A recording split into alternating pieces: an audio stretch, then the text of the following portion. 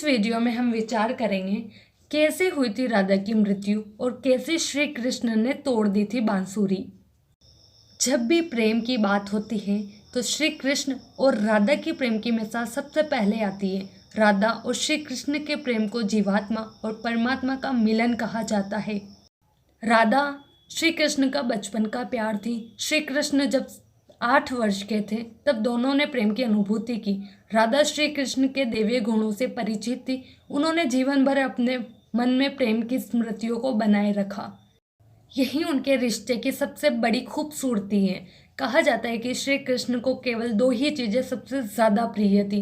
ये दोनों चीज़ें भी आपस में एक दूसरे से गहराई से जुड़ी हुई थी, बांसुरी और राधा।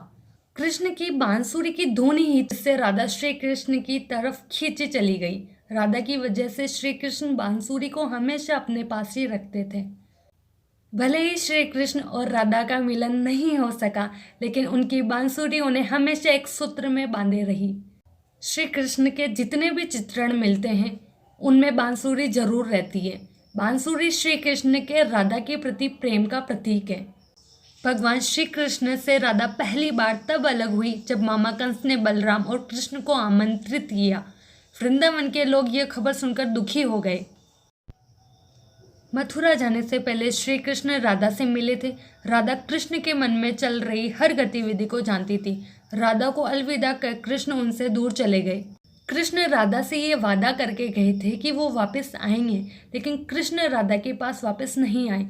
उनकी शादी भी रुक्मिणी से हुई। रुक्मिणी ने भी श्री कृष्ण को पाने के लिए बहुत जतन किए थे। श्री कृष्ण से विवाह के लिए वह अपने भाई रुक्मी के खिलाफ चली गई। राधा की तरह भी श्री कृष्ण से प्रेम करती थी। रुक्मिणी ने श्री कृष्ण को एक प्रेम पत्र भी भेजा था कि वह आकर उन्हें अपने साथ लाए। इसके बाद ही कृष्ण रुक्मिणी के पास गए और उनसे शादी कर ली। कृष्ण के वृंदावन छोड़ने के बाद से ही राधा का वर्णन बहुत कम हो गया। राधा और कृष्ण जब आखिरी बार मिले थे तो राधा ने कृष्ण से कहा था कि भले ही वो उनसे दूर जा रहे हैं, लेकिन मन से कृष्ण हमेशा उनके साथ ही रहेंगे। इसके बाद कृष्ण मथुरा गए और कंस और बाकी राक्षसों को मारने का अपना काम पूरा किया। इसके बाद प्रजा की रक्षा के लिए कृष्ण द्वारिका चले गए और द्वारिकाधीश के नाम से लोकप्रिय हुए।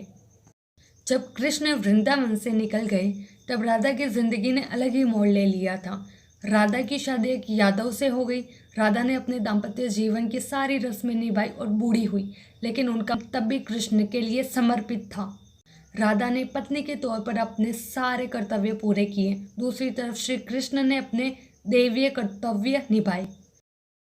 सारे कर्तव्य से मुक्त होने के बाद राधा आखिरी बार अपने प्रियतम कृष्ण से मिलने गई। जब वह द्वारिका पहुंची तो उन्होंने कृष्ण की रुक्मिणी और सत्यभामा से विवाह के बारे में सुना, लेकिन वह दुखी नहीं हुई।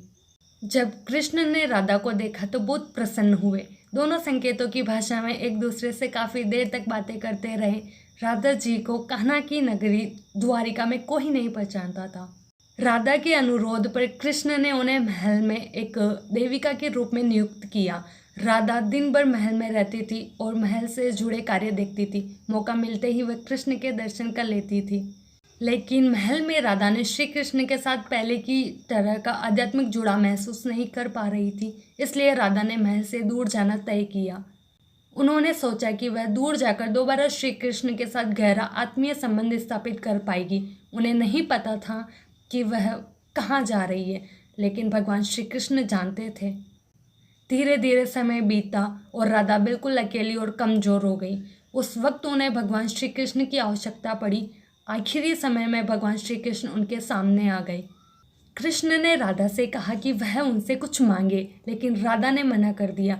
कृष्ण के दोबारा अनुरोध करने पर राधा ने कहा कि वह आखिरी बार उन्हें बांसुरी बजाते देखना चाहती है। श्री कृष्ण ने बांसुरी ली और बेहद सुरीली धुन में बजाने लगे। श्री कृष्ण ने दिन रात बांसुरी बजाई जब तक राधा आध्यात्मिक रूप से कृष्ण में विलीन नहीं हो गई। बांसुरी की धुन सुनते सुनते राधा ने अपने शरीर का त्याग कर दिया।